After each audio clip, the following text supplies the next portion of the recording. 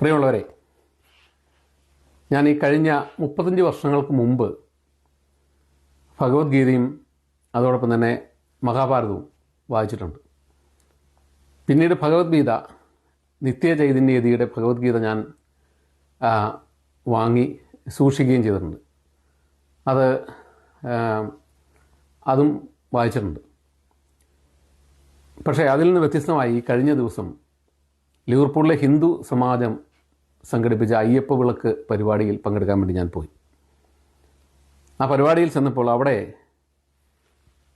കൃഷ്ണചൈതന്യ ഭാവമധുരിമയിൽ എന്ന മുണ്ടക്കാട് കൃഷ്ണൻ നമ്പൂതിരി എഴുതിയ അതിൻ്റെ ടൈറ്റിൽ നിന്ന് ശ്രീമദ് ഭഗവത്ഗീത മധുരമീ ഹൃദയതാളം എന്നാണ്. ഈ പുസ്തകം അവിടെ ആദ്യമായി പ്രസാദനം ചെയ്തു.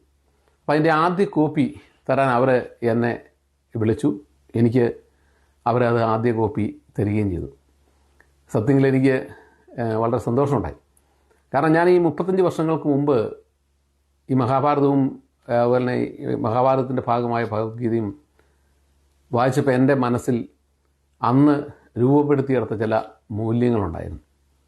ആ മൂല്യങ്ങളിലൊന്ന്, നമ്മുടെ കർമ്മമണ്ഡലം എപ്പോഴും ശുദ്ധമായിരിക്കുക, നമ്മൾ സത്യത്തിൽ ഊന്നി നിൽക്കുക. ഈ മഹാത്മാഗാന്ധി യഥാർത്ഥത്തിൽ ഈ അദ്ദേഹത്തിൻ്റെ സത്യാന്വേഷണ പരീക്ഷണം എന്ന് പറഞ്ഞ പുസ്തകത്തിൽ അദ്ദേഹം പറയുന്നത് മലയിലെ ക്രിസ്തുവിൻ്റെ പ്രസംഗവും ഭഗവത്ഗീതയുമാണ് അദ്ദേഹത്തിൻ്റെ അഹിംസ എന്ന് പറഞ്ഞ സിദ്ധാന്തത്തെ രൂപപ്പെടുത്താൻ അദ്ദേഹത്തെ സഹായിച്ചതെന്നാണ് പറഞ്ഞത്. ഈ ഭഗവത്ഗീതയിലും വളരെ കൃത്യമായി മഹാത്മാഗാന്ധി ഈ പറഞ്ഞ അഹിംസയുടെ ദർശനങ്ങളുണ്ട്. അതോടൊപ്പം തന്നെ സത്യം എന്ന് പറഞ്ഞ ഭഗവാൻ തന്നെ പറയുന്നുണ്ട്, സത്യം എന്ന് ഈശ്വരനാണ്, സത്യമാണ് ഈശ്വരൻ എന്ന് പറയുന്നുണ്ട്. അതുപോലെ തന്നെ സത്യം എന്താണോ അതാണ് ഈശ്വര സാക്ഷാത്കാരം എന്നും ഒരു സ്ഥലത്ത് ഈ ഭഗവാൻ ശ്രീകൃഷ്ണൻ പറയുന്നുണ്ട്. ഞാൻ അന്ന് എൻ്റെ ജീവിതത്തിൽ ഇത് വായിച്ചതിന് ശേഷം കണ്ടെത്തിയ മൂല്യങ്ങളെന്ന് പറയുന്നത്, നമ്മൾ കഴിയുന്നത്ര സത്യസന്ധമായി പ്രവർത്തിക്കുക, സത്യം പറയുക, സത്യത്തിൽ ഊന്നി നിൽക്കുക എന്നുള്ളതാണ്. ഒരു മനുഷ്യൻ എന്നുള്ള നിലയിൽ 100% സത്യം പറഞ്ഞ് നമുക്ക് മുമ്പോട്ട് പോകാൻ കഴിയില്ല. മറിച്ച് നമ്മുടെ സ്വാർത്ഥത നേടുന്നതിന് വേണ്ടി, എന്തെങ്കിലും സ്വാർത്ഥമായത് നേടിയെടുക്കുന്നതിന് വേണ്ടി നുണ പറയാതിരിക്കുക, സത്യത്തിലൂന്നി നിൽക്കുക, കർമ്മം ചെയ്യുന്നത് സത്യസന്ധമായി ചെയ്യുക. ഈ ഒരു ദർശനം എന്നിൽ രൂപപ്പെട്ടിട്ടുണ്ടായിരുന്നു. പക്ഷേ ഞാൻ അന്ന് ഭഗവത്ഗീത വായിച്ച കാലഘട്ടം, എനിക്കൊരു 25 വയസ്സ് ഉള്ള കാലഘട്ടത്തിലാണ് അത് വായിക്കുന്നത്. അന്ന് എനിക്ക് അതിൽ നിന്ന് കിട്ടിയ ജ്ഞാനത്തേക്കാൾ കൂടുതൽ, അല്ലെ അതിനേക്കാൾ കൂടുതൽ അറിവുകളാണ് ഞാൻ വീണ്ടും ഈ കാലഘട്ടത്തിൽ ഇത് വായിക്കുമ്പം എനിക്ക് കിട്ടിയത്. ഇതിൽ ശ്രീകൃഷ്ണൻ പറയുന്നത്, നമ്മളിപ്പം ഇതിൻ്റെ ആത്മീയ തലത്തെ നമ്മൾ നോക്കിക്കാണേണ്ട, മറിച്ച് നമ്മുടെ ഭൗതിക ജീവിതത്തെ എങ്ങനെ സമ്പന്നമാക്കാമെന്ന് ഇത്രമാത്രം ആഴത്തിൽ പറഞ്ഞിട്ടുള്ളൊരു പുസ്തകം വേറെ ഉണ്ട് എന്ന് എനിക്ക് തോന്നുന്നില്ല ഈ ഭഗവത്ഗീത പോലെ. കാരണം ഭഗവത്ഗീത ആരംഭിക്കുന്നത് തന്നെ ഒരു അഹങ്കാരത്തിൽ നിന്നാണ്. എന്താണ്? അർജുനൻ പറയുകയാണ്, തൻ്റെ തൻ്റെ പാർത്ഥസാരഥിയായിട്ടുള്ള ശ്രീകൃഷ്ണനോട് പറയുകയാണ്, എൻ്റെ തേര് ഈ പടകൾ നിറനിൽക്കുന്ന രണാങ്കണത്തിൻ്റെ നടുവിൽ കൊണ്ട് നിർത്തുക. ഇവിടെ 2 വിഭാഗം, പാണ്ഡവരും കൗരവരും 2 സൈഡിലും എല്ലാത്തിനും ശക്തിയോടും കൂടി ആയുധങ്ങളോടും കൂടി അണിനിരന്നിരിക്കുകയാണ്. അപ്പോൾ അഹങ്കാരി ആയിട്ടുള്ള അല്ലെങ്കിൽ ഓവർ കോൺഫിഡൻസ് ഉള്ള അർജുനൻ പറയുകയാണ്, പാർത്ഥസാരഥിയോട് ശ്രീകൃഷ്ണനോട് പറയുകയാണ്, എൻ്റെ തേര് ആ 2 പടകളുടെയും നടുക്കുകൊണ്ട് നിർത്തുക, ഞാൻ കൊല്ലാനുള്ളവരെ ഒന്ന് നേരിൽ കാണണം എന്ന് പറഞ്ഞു. അദ്ദേഹം അവിടെ കൊണ്ട് തേര് നിർത്തിയപ്പോൾ അവിടെ പിതാമഹനായ ഭീഷ്മാചാര്യനും ദ്രോണരും അശുദ്ധാത്മാവും ഒക്കെ നിൽക്കുന്നു, കൃപരും ഒക്കെ നിൽക്കുന്നു. ഇവരെല്ലാം ബന്ധുക്കളാണ്. അപ്പം ഞാൻ ഈ ബന്ധുക്കളെ കൊന്നിട്ട് എന്ത് നേടാനാണ് എന്ന് അദ്ദേഹം ചോദിക്കുകയും, ഒരുപക്ഷെ അദ്ദേഹം ഭയപ്പെട്ടിട്ടാണോ എന്നറിയില്ല, ചോദിക്കുകയും അവിടെ നിന്ന് ശ്രീകൃഷ്ണൻ കൊടുക്കുന്ന ഉപദേശമാണ് അദ്ദേഹത്തെ യുദ്ധോത്സവമാക്കാൻ, അല്ലെങ്കിൽ കർമ്മം ചെയ്യിക്കാൻ വേണ്ടി, കർമ്മോത്സുകമാക്കാൻ വേണ്ടി കൊടുക്കുന്ന ഉപദേശമാണ് യഥാർത്ഥത്തിൽ ഈ ഭഗവത്ഗീത എന്ന് പറയുന്നത്. നമ്മളൊരു കളത്തിൽ നിന്നുകൊണ്ട് ശ്രീകൃഷ്ണൻ പറയുന്ന ഈ ഉപദേശം യഥാർത്ഥത്തിൽ അതൊരു യുദ്ധക്കളമാണെന്ന് നമ്മൾ മറന്നു പോവുകയാണ് എൻ്റെ വായനയിൽ. അവിടെ ഒരു യുദ്ധക്കളമല്ല നമുക്ക് കാണുന്നത്. നമ്മുടെ മനസ്സിനെയാണ് യഥാർത്ഥത്തിൽ യുദ്ധക്കളമായി നമുക്ക് കാണാൻ പറ്റുന്നത്. അവിടെ ശ്രീകൃഷ്ണൻ പറയുകയാണ്, എന്തുകൊണ്ടാണ് നിനക്ക് നിൻ്റെ കർമ്മം അനുഷ്ഠിക്കാൻ നീ വിസമ്മതിക്കുന്നത്? വിസമ്മതിക്കുന്നു പറഞ്ഞാൽ നിന്നെ ഈ സൂര്യനെ കാർമേഘങ്ങൾ മൂടി, ചന്ദ്രനെ കാർമേഘങ്ങൾ മൂടിയിട്ടുള്ളതുപോലെ നിൻ്റെ മനസ്സിനെ യഥാർത്ഥത്തിൽ ഈ പറയുന്ന അസുര എനർജി, അല്ലെങ്കിൽ എന്താ പറയുക, തമോ എനർജി അത് മൂടിയിട്ടുള്ളത് കൊണ്ടാണ് നിനക്ക് നിൻ്റെ കർമ്മം അനുഷ്ഠിക്കാൻ പറ്റാത്തത്. അതുകൊണ്ട് നീ യഥാർത്ഥമായ സത്യത്തെ കാണുക. അപ്പോൾ നിനക്ക് നിൻ്റെ കർമ്മം അനുഷ്ഠിക്കാൻ കഴിയും. അതിന് അദ്ദേഹം ആദ്യം കൊടുക്കുന്ന ജ്ഞാനോപദേശമാണ്. ആ ആദ്യത്തെ തന്നെ നീ ജ്ഞാനം നേടുക. ഏതൊരു മനുഷ്യനോടും നമുക്ക് ആ പുസ്തകം വായിച്ച് തീരുമ്പോൾ പുസ്തകം വായിക്കുമ്പോൾ നമുക്ക് കിട്ടുന്ന ഒരു അനുഭൂതി എന്ന് പറയുന്നത്, യഥാർത്ഥത്തിൽ നമ്മൾ ഈ മറ്റ് മതപുസ്തകങ്ങൾ പലതും വായിക്കുമ്പോൾ അതിലെ സ്വർഗനരക സങ്കല്പങ്ങൾ നമ്മളെ വേട്ടയാടുന്നുണ്ടെങ്കിൽ, ഇതങ്ങനെയല്ല. നമ്മുടെ മനസ്സിൻ്റെ ഉള്ളിലേക്ക്, നമ്മുടെ മനസ്സിനെ ശരിയായ അർത്ഥത്തിൽ നമ്മുടെ മനസ്സിലേക്ക് വെളിച്ചം വരുന്ന ഒരു പുസ്തകമാണിത്. അപ്പോൾ നീ ജ്ഞാനം സമ്പാദിച്ചു കഴിയുമ്പോൾ ആ ജ്ഞാനത്തിൻ്റെ അടിസ്ഥാനത്തിൽ കർമ്മോത്സുകനാകുക, കർമ്മം അനുഷ്ഠിക്കുക. അവിടുന്ന് നീ യോഗിയാകുക, യോഗക്ഷേമത്തിൽ ലയിക്കുക. ആ യോഗക്ഷേമം സാംശീകരിച്ച ശേഷം നീ അനന്തമായ ബ്രഹ്മത്തിൽ ലയിക്കുക എന്നാണ് യഥാർത്ഥത്തിൽ ഇത് പറയുന്നത്. അതിലൂടെ ഇതിൻ്റെ അവസാന സ്ഥലത്ത് വിദ്യാഭ്യാസത്തെ പറ്റി കൃഷ്ണൻ പറയുന്നു. എങ്ങനെയാണ് ജ്ഞാനം നേടേണ്ടത്? ജ്ഞാനം ഉള്ളവരുടെ അടുത്ത് പോയി അവരിൽ നിന്ന് ജ്ഞാനം കേട്ടുപഠിക്കണം. അവർക്ക് വേണ്ട സഹായങ്ങൾ ചെയ്തു കൊടുത്ത് അവരിൽ നിന്ന് ജ്ഞാനം സമ്പാദിക്കണം. ആത്യന്തികമായി നമ്മളിൽ വേണ്ടത് ഈ പറയുന്ന ജ്ഞാനബോധത്തോടെ നമ്മൾ കർമ്മം അനുഷ്ഠിക്കുക. നിസ്സംഗമായ ഒരു കർമ്മിയായി മാറുക, നിസ്സംഗമായ ഒരു കർമ്മിയായി മാറുക. അതിന് ആദ്യം വേണ്ടത് ജ്ഞാനമാണ്. ജ്ഞാനമില്ലാത്ത കർമ്മം എന്ന് പറയുന്നത് ഒരിക്കലും അത് സ്വാർത്ഥമായിരിക്കും. അതിൻ്റെ അകത്ത് സത്വ, രജസ്, തമോ വികാരങ്ങളെപ്പറ്റി അദ്ദേഹം പറയുന്നുണ്ട്. അതിൽ ഈ ജ്ഞാനബോധമില്ലാത്തതെല്ലാം തന്നെ, ജ്ഞാനബോധമില്ലാതെ ചെയ്യുന്ന കർമ്മങ്ങളാണ് പലപ്പോഴും രജസ് എന്ന് പറയുന്നത്. അപ്പോൾ ജ്ഞാനബോധം പൂർത്തീകരിച്ച ശേഷമാണ് കർമ്മമണ്ഡലത്തെ നിസ്വാർത്ഥമായി ചെയ്യേണ്ടത്. അതാണ് കർമ്മണ്യേ വാദികാരസ്തേ മാ ഫലേഷു ഗതാജന മാ കർമ്മഫലഹേതുർഫൂർ മാത്തേ സംഗോസ്ത കർമ്മണി എന്ന് ഭഗവാൻ പറയുന്നത്. അപ്പോൾ ഇവിടെ ഈ കർമ്മം അനുഷ്ഠിക്കുന്നത് നിസ്വാർത്ഥമായിരുന്നു. ഫലം ഇച്ഛിക്കാതെ വേണം ചെയ്യാൻ. ഫലം ഇച്ഛിക്കാതെ ചെയ്യണം. അതോടെ തന്നെ കർമ്മം ഫലം കിട്ടില്ല എന്നുള്ളൊരു കർമ്മം അനുഷ്ഠിക്കാതിരിക്കരുത്. ഫലം കിട്ടുമെന്ന് പ്രതീക്ഷിച്ചുകൊണ്ട് കർമ്മം അനുഷ്ഠിക്കുകയും ചെയ്തത്. ഇവിടെ നമ്മൾ മനസ്സിലാക്കേണ്ട കാര്യം, ആ തരത്തിലുള്ള മാനസിക വികാസത്തിലേക്ക് വികസിക്കണമെങ്കിൽ ജ്ഞാനമണ്ഡലം അതിയായ അർത്ഥത്തിൽ വികസിക്കണം. ജ്ഞാനമണ്ഡലം വികസിച്ച ഒരാൾക്ക് മാത്രമേ ഇന്ദ്രിയ നിഗ്രഹണം നടത്തി നിസ്വാർത്ഥനായി കർമ്മം അനുഷ്ഠിക്കാൻ കഴിയുള്ളൂ. ഇതെല്ലാം ഒരു സാധാരണ മനുഷ്യന് കഴിയുമോ എന്ന് നമുക്ക് വേണം ചിന്തിക്കാം. പക്ഷേ ഒരു സാധാരണ മനുഷ്യനിലേക്ക് കഴിയാവുന്നത്ര ഈ ജ്ഞാനത്തിൻ്റെ മണ്ഡലവും കർമ്മത്തിൻ്റെ മണ്ഡലവും അതോടൊപ്പം തന്നെ യോഗിയുടെ മണ്ഡലവും സാഖ്യമണ്ഡലവും ഒക്കെ എത്തുമ്പോൾ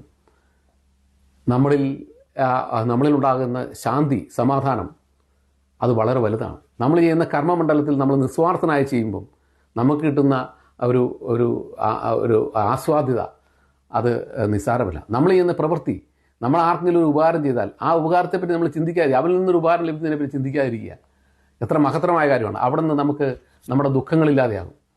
അങ്ങനെ കർമ്മമണ്ഡലത്തെ നിസ്വാർത്ഥമായി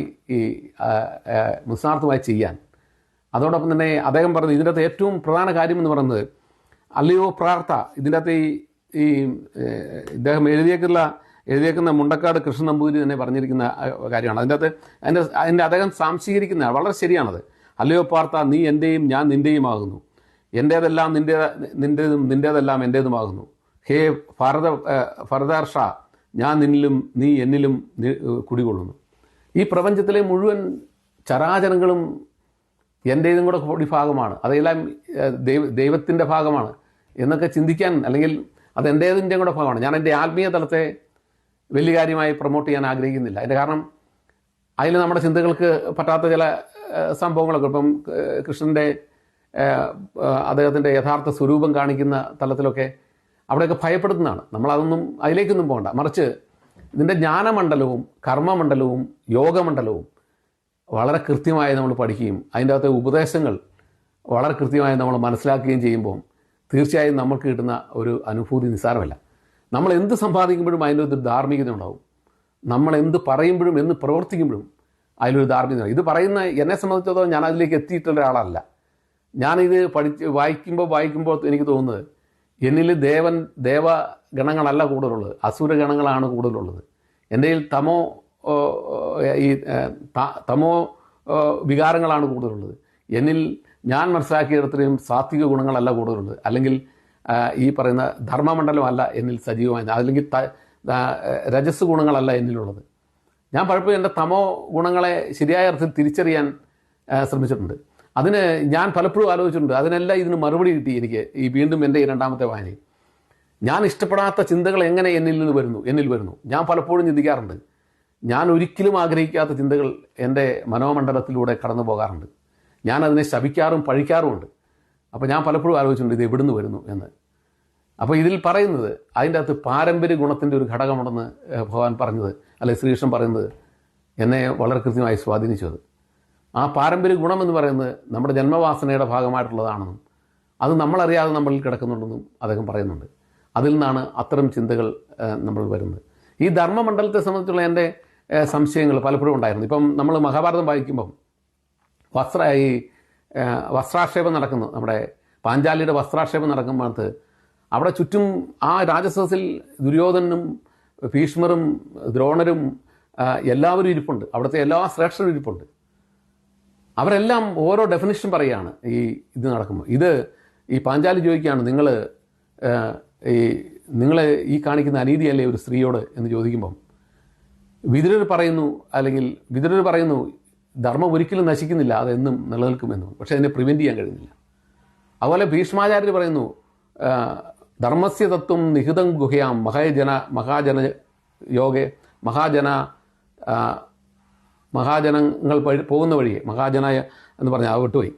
അങ്ങനെ നിങ്ങൾ ഈ മനുഷ്യർ വലിയ മഹാന്മാരായിട്ടുള്ള മനുഷ്യരുടെ കാൽപാദങ്ങളാണ് പിന്തുടരേണ്ടത് എന്ന് ഭീഷ്മർ പറയുന്നു. അതുപോലെ തന്നെ അവിടെ ഇരിക്കുന്ന ഓരോരുത്തരും ഓരോ ഡെഫിനിഷൻസ് ഈ ധർമ്മത്തിന് പറയുന്നുണ്ട്. പക്ഷെ ഞാൻ അപ്പം ചിന്തിച്ചു, എവിടെയാണ് എൻ്റെ ധർമ്മമണ്ഡലത്തെ ഞാൻ കണ്ടെത്തേണ്ടത് എന്ന് ഞാൻ ശ്രദ്ധിച്ചു കഴിഞ്ഞപ്പോൾ ഈ ഭഗവത്ഗീതയിൽ വളരെ കൃത്യമായി പറയുന്നുണ്ട്. ജീവാത്മാവെന്ന് പറഞ്ഞാൽ നമ്മുടെ ഭൗതിക ശരീരം, അപ്പുറേ നിൽക്കുന്ന ഒരു ഉൾവിളിയുണ്ട്. ആ ഉൾവിളിയാണ് കേൾക്കേണ്ടത്, അതാണ് ധർമ്മം എന്ന് പറയുന്നുണ്ട്. അപ്പോൾ പലപ്പോഴും എനിക്ക് ആ ധർമ്മത്തെ ഫോളോ ചെയ്യാൻ കഴിയുന്നുണ്ട്. കാരണം എന്ന് വെച്ച് കഴിഞ്ഞാൽ നമ്മൾ ചെയ്യുന്ന തിന്മകൾ നമ്മളെ തന്നെ നമ്മുടെ പരമാത്മാവിൽ നിന്ന് നമ്മളറിയാത്ത, അല്ലെങ്കിൽ നമുക്കപ്പുറം നിൽക്കുന്ന, അതിൻ്റെ ദൈവമെന്നോ എന്തുവേണമെങ്കിലും വിളിക്കാം, പക്ഷേ ഞാൻ അതിൻ്റെ ദൈവസങ്കല്പത്തിലേക്കൊന്നും പോകുന്നില്ല. കാരണം അത് പ്രകൃതിയിൽ നിന്ന് എനിക്ക് കിട്ടിയിട്ടുള്ളതാണെന്നാണ് ഞാൻ ധരിക്കുന്നത്. എന്താണെങ്കിലും എൻ്റെ ചിന്തകൾക്കപ്പുറം, അല്ലെങ്കിൽ എൻ്റെ ലിമിറ്റേഷൻസും എൻ്റെ കൺട്രോളിനും അപ്പുറം നിൽക്കുന്ന ഒന്ന് എന്നിലുണ്ട്. അതിൻ്റെ ശബ്ദം ഞാൻ കേൾക്കുന്നുണ്ട് ഞാൻ അനീതി പ്രവർത്തിക്കുമ്പോൾ. ആ ശബ്ദമാണ് യഥാർത്ഥത്തിൽ എൻ്റെ ധർമ്മം എന്ന് ഞാൻ തിരിച്ചറിയുകയും ആ ധർമ്മമണ്ഡലത്തിൽ ഞാൻ ഉറച്ച് നിൽക്കാനും ശ്രമിച്ചിട്ടുണ്ട്. പക്ഷെ പലപ്പോഴും ഈ പറയുന്ന തമോ ഗുണങ്ങൾ എന്നെ വീണ്ടും വേട്ടയാടുന്നു. കാരണം എൻ്റെ ജന്മം എന്ന് പറയുന്നത് ഒരുപക്ഷെ തമോ ഗുണത്തിലാണെന്ന് ഞാൻ പിന്നെ തിരിച്ചറിയും. ഞാൻ അതിൽ നിന്ന് പരിക്രമണം നടത്തി സാത്വിക ബോധത്തിലേക്ക് ഉയരേണ്ടതാണ്, അല്ലെങ്കിൽ ആ സാത്വികമായ ചിന്തയിലേക്ക് ഉയർന്ന് യഥാർത്ഥമായ ജ്ഞാനത്തിലൂടെ ധർമ്മത്തിലേക്ക് എത്താൻ, ധർമ്മം പ്രവർത്തിച്ച് ഒരു സർവസംഘ പരിത്യാഗിയായി, അല്ലെങ്കിൽ എന്താ പറയുക, ഒരു സ്ഥിതപ്രജ്ഞ അവസ്ഥയിൽ എത്താനുള്ള ഒരു അന്വേഷണം നമുക്ക് നടത്താൻ പ്രചോദനമാകുകയാണ് ഈ പുസ്തകം എന്ന് പറയുന്നത്. അപ്പോൾ ഇത് യഥാർത്ഥത്തിൽ ഈ ഭഗവത്ഗീതയുടെ കാമ്പ് ഞാൻ വായിച്ചതിൽ എനിക്ക് മനസ്സിലായത്, നമ്മൾ ജ്ഞാനം നേടി കർമ്മമണ്ഡലത്തിൽ സത്യസന്ധമായി പ്രവർത്തിച്ച് അതിലൂടെ യോഗിയായി സ്വാത്വികനായി അതിലൂടെ യഥാർത്ഥമായ സത്യത്തിലേക്ക് എത്തുക എന്നുള്ളതാണ്. ആ സത്യത്തിന് വേണമെങ്കിൽ ദൈവം എന്ന് വേണമെങ്കിൽ പറയാം, അല്ലെങ്കിൽ എന്തും പറയാം. ആ സത്യം എന്ന് പറയുന്നത് എന്തോ അതാണ് യഥാർത്ഥമായിട്ടുള്ള ദൈവം. ഞാൻ ആ സത്യത്തെ എന്താണോ സത്യം എന്ന് മനസ്സിലാക്കി അവിടെ സ്റ്റിക്ക് ഓൺ ചെയ്യാനാണ് ഞാനെപ്പോഴും ശ്രമിച്ചിട്ടുള്ളത്. അതുകൊണ്ട് അതിൻ്റെ കാമ്പെന്ന് പറയുന്നത് ഇതാണ്. ഇത് യഥാർത്ഥത്തിൽ ആളുകൾ യുദ്ധത്തിന് പ്രേരിപ്പിക്കുകയാണെന്നൊക്കെ പറയുന്നത് എൻ്റെ അകത്ത് എനിക്കിത് വായിച്ചപ്പോൾ എൻ്റെ മനസ്സിൽ ഒരിക്കലും അങ്ങനെ ഒരു യുദ്ധത്തിന് പ്രചോദിപ്പിക്കുന്ന ഒരു ആശയമായി തോന്നിയില്ലെന്ന് മാത്രമല്ല, അത് എന്നെ സംസ്കരിക്കാൻ, എന്നെ ശുദ്ധീകരിക്കാൻ ഉപകരിക്കുന്ന ഒന്നായിട്ടാണ്. അദ്ദേഹം ശരിക്കും പെരിന്തൽമണ്ണക്കാരനാണ്, പെരിന്തൽമണ്ണ സ്വദേശിയാണ്. ഇദ്ദേഹത്തിൻ്റെ മകളാണ് എനിക്ക് ഈ പുസ്തകം തന്നത്. ഇദ്ദേഹത്തിൻ്റെ മകളുടെ നിഷ എന്ന് പറയുന്ന ആളാണ് എനിക്ക് ഈ പുസ്തകം തന്നത്.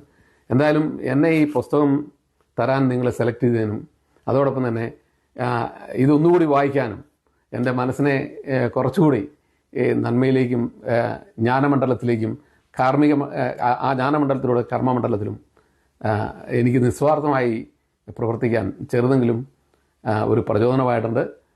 തീർച്ചയായിട്ടും ഇതൊന്നുകൂടെ കഴിയുന്നൊരു വായിക്കുക. അതോടൊപ്പം തന്നെ ഈ പുസ്തകം വളരെ ലളിതവുമാണ്. ഇത് ഏത് സാധാരണക്കാരൻ, ഞാൻ സംസ്കൃതമൊന്നും പഠിച്ചിട്ടില്ല, പക്ഷേ ഈ സംസ്കൃതത്തിൽ അദ്ദേഹം നന്നായി പറഞ്ഞ ശേഷം ആ സംസ്കൃതത്തിൻ്റെ അതേ മലയാളം പറഞ്ഞിട്ട് പിന്നീട് മലയാളത്തിലേക്ക് പിന്നീട് വളരെ നന്നായി ഡിസ്ക്രിപ്ഷൻ കൊടുത്തിട്ടുണ്ട്. അതിമനോഹരമായ പുസ്തകമാണിത്. നിങ്ങൾ താല്പര്യമുള്ളവർ വാങ്ങിക്കുക. ഇതിൻ്റെ 700 രൂപയാണ് വില പറഞ്ഞിരിക്കുന്നത്. ഞാനതിൻ്റെ ഫോൺ നമ്പർ താഴെ ഇടാം. ഫോൺ നമ്പർ പറഞ്ഞേക്കാം: 944 73 25 493. ഇദ്ദേഹം മലപ്പുറം ജില്ലയിലെ പെരിന്തൽമണ്ണയ്ക്കടുത്ത് എരവിമംഗലം മുണ്ടക്കാട് മനയിൽ 1941 ജനനം. പിതാവ് തുപ്പൻ നമ്പൂതിരി, മാതാവ് ഉണ്ണിമ അന്തർജനം. തികഞ്ഞ സ്വാത്വികനും കർമ്മയോഗിയും പൊതുകാര്യ തൽപരനുമായിരുന്ന പിതാവിന് കീഴിൽ വളരെ ചെറുപ്പത്തിൽ തന്നെ കുടുംബഭരണത്തിന് നിയുക്തനായി. ഇത് ഈ മുണ്ടക്കാട് കൃഷ്ണൻ നമ്പൂതിരിക്ക് ഇത് എഴുതിയതിന് പ്രത്യേകമായ നന്ദി ഒരിക്കൽ കൂടി അർപ്പിച്ചുകൊണ്ട് നിർത്തുന്നു. നന്ദി, നമസ്കാരം.